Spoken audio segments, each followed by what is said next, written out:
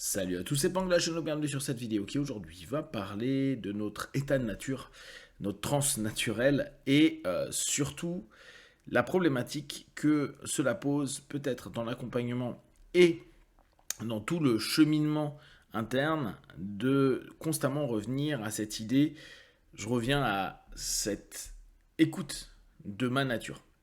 L'idée, elle est excellente, s'écouter soi. Seulement, il faut bien prendre en compte que si on s'écoute et on écoute notre nature, on va beaucoup moins mettre en avant les notions de loi et de morale de la vie en communauté. On sait que notre instinct, notre notion très primitive, n'est pas du tout associée à l'ensemble des règles communes mises en place. On met en commun de la force et de l'énergie et de l'intelligence pour obtenir des choses, mais une fois qu'on l'a, et on l'observe dans les sociétés modernes, on s'isole assez souvent pour avoir et aller vers son propre bénéfice, bénéfice de soi et de son micro-groupe qui nous accompagne. Donc cette notion de nous sommes des animaux grégaires complètement, nous sommes des animaux grégaires jusqu'à un certain point où une forme de confort, la plupart du temps, peut nous éviter cette obligation de s'adapter à l'autre, et surtout quand les choses sont relativement stables. D'ailleurs, même quand les choses sont moins stables, au début de période de crise, c'est pas dit à chaque fois que va y avoir cet instinct grégaire qui va revenir. C'est quand il y a un rapport souvent lié à la mort, qui nous ramène vraiment à quelque chose de vital, où là, la survie, le besoin de survivre, le côté animal de on doit survivre, comprend qu'il faut à nouveau se remettre en groupe et s'aider les uns les autres, non pas par plaisir d'aider l'autre, mais par peur de nous-mêmes, à un moment donné, être dans le mal et qu'on se retrouve seul par rapport à tout ça. Donc, l'importance de l'instinct grégaire. Néanmoins, dans une société moderne occidentale comme on le vit nous en France, on a quelque chose qui déconne un peu, notamment quand on va faire des travaux sur soi, et c'est une sorte d'injonction contradictoire. Beaucoup vont dire retournez vers votre côté premier, primitif, instinctif, écoutez votre corps. On va prendre cette facette-là.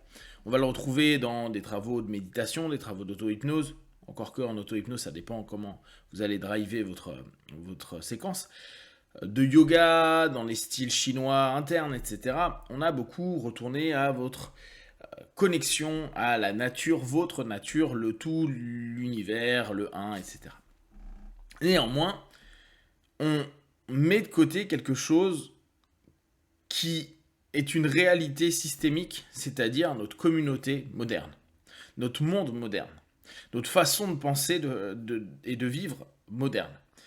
Aujourd'hui, dire à des personnes retournez à votre nature, retournez à ce que vous êtes réellement, vos instincts, vos sensations, vos perceptions, est complètement saturé par des suggestions, des hétérosuggestions d'un système, d'une société. Prenez la chose la plus simple, comme celle de dormir.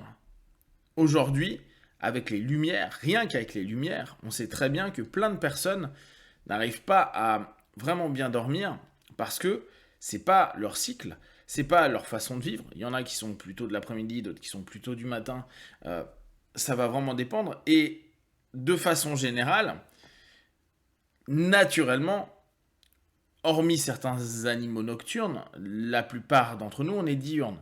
Donc quand le soleil décroît, quand des saisons commencent à réduire les temps de soleil, on reste plus chez soi et on dort davantage. Ce qui aujourd'hui, dans une société dans laquelle on fait des horaires de travail, je ne parle même pas de ceux qui font les 3-8, qui sont en horaire décalé, etc., n'est absolument pas naturel, ne ramène en rien à l'état de nature. Et ces choses-là, on l'a dans absolument tout. Ce que l'on mange, on peut manger des fruits, on peut manger des aliments qui, factuellement, dans un endroit comme la France, déjà entre le nord et le sud, ça ne sera pas tout à fait pareil, mais on n'a pas les mêmes aliments, parce qu'on n'a pas la même température, parce qu'il n'y a pas les mêmes choses qui poussent, etc., etc. Or, on donne quand même à notre organisme un ensemble d'éléments qu'on ne devrait pas avoir.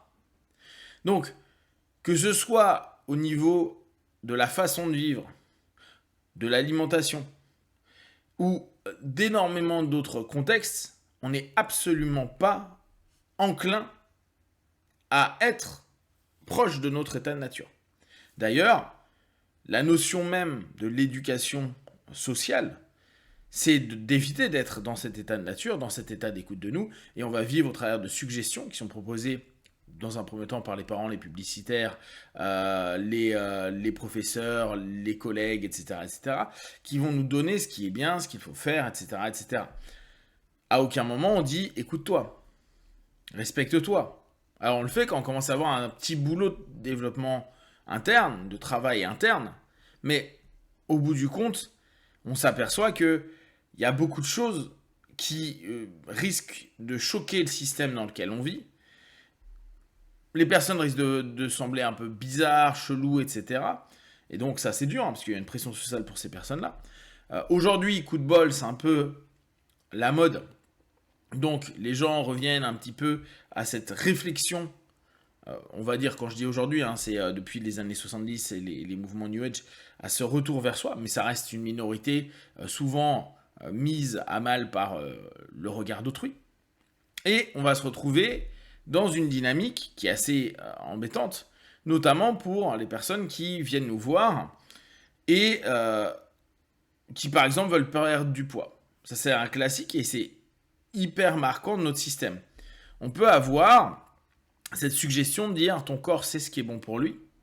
Ton corps va petit à petit retourner vers ce qu'il a besoin de consommer et ne consommera que ce qu'il a besoin de consommer.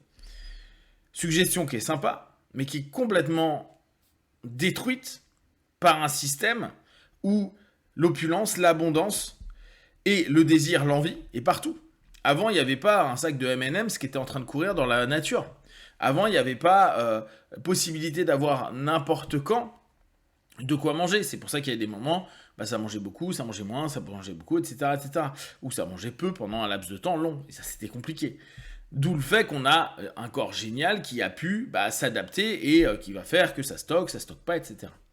Dire aujourd'hui, tu as en toi l'ensemble des possibilités pour retourner à un état de nature ne veut quasiment plus rien dire pour la majeure partie d'entre nous parce que on ne vit plus dans un monde de nature. Alors là, je vais cadrer sur un monde citadin, occidental, moderne. On est hyper coupé de tout ça. Même si certains vont sortir de leur ville, aller faire de la marche, vont tenter de se reconnecter, au bout du compte, avec leur semaine, en faisant des stéréotypes de métro, boulot, dodo, plus s'occuper de la famille, plus plein d'éléments, on se rend compte que on n'a plus de lien avec des éléments naturels. Pourquoi beaucoup de personnes galèrent à dormir, je reprends cet exemple-là, c'est souvent, on le sait aujourd'hui, par des écrans. Par le fait que les gens ne lisent pas des bouquins, déjà qui n'est pas forcément hyper naturel, mais qui est, on va dire, traditionnel, mais qui vont lire sur des écrans, regarder des choses qui sont hyper actives, etc., qui va à l'encontre de notre nature pour le repos le soir. Donc on a un ensemble de schémas et de structures qu'on a mises en place qui nous enlèvent complètement notre état de nature. On va, au travers d'un accompagnement parfois, utiliser cette sémantique et cette idée, ou même dans le travail de techniques traditionnelles comme Tai Chi, etc., dire aux gens, revenez, écoutez votre corps. Sauf qu'à aucun moment, notre système met en avant cette importance de s'écouter. Les gens vont avoir tellement de stimulus, et là je repense aux affiches publicitaires, à tout ce que vous pouvez voir sur Internet, etc., que vous ne savez plus, et je m'inclus dedans, ce qui va être réellement bon pour vous. Tu ne sais pas s'il faut prendre un produit, ou s'il faut prendre un produit qui est bio. Il faut prendre un produit qui est comme ça parce qu'il a été amélioré et que ça vient de la nature. Plus personne ne sait grand-chose. Et au bout du compte, hormis tester et être hyper empirique, c'est-à-dire perdre vachement de temps pour retester ce qui convient, ce qui ne convient pas, et s'il y a des conséquences qui nous apportent réellement quelque chose, c'est hyper complexe. Donc, cette notion de toujours vouloir remettre le naturel dans un monde qui est moderne comme le nôtre, l'idée est bonne, mais l'idée est quasiment impossible, sachant qu'on est trop dans un organisme, un fonctionnement moderne et qu'on détruit notre nature. Et là-dessus, on n'est pas écologique avec nous-mêmes. Si vous avez des questions et des remarques, partagez sur Facebook, YouTube, j'y répondrai le plus rapidement possible. Et comme d'habitude, de tout ce que je propose, ne prenez que ce qui est bon et juste pour vous. Testez, observez, analysez et concluez. Be one, ciao.